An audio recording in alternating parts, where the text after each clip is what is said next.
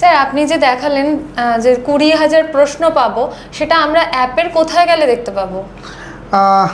প্রথমে তুমি তোমার বিএসএসসিআই ডিজিটাল লার্নিং অ্যাপটাকে ওপেন করবে।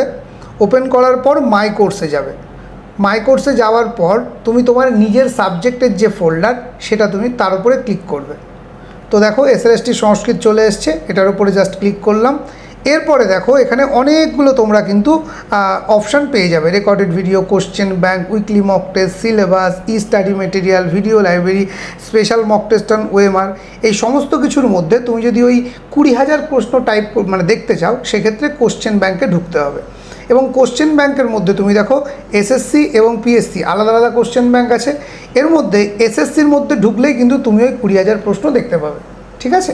তো এর মধ্যে দেখো স্মৃতি এবং সংস্কৃত সাহিত্যের ইতিহাসের টোটাল 8টা সেট আছে। অভিজ্ঞান শাকুন্তলা, বেদ এবং সংস্কৃত ব্যাকরণের টোটাল প্রশ্ন কিন্তু এখানে দেওয়া আছে।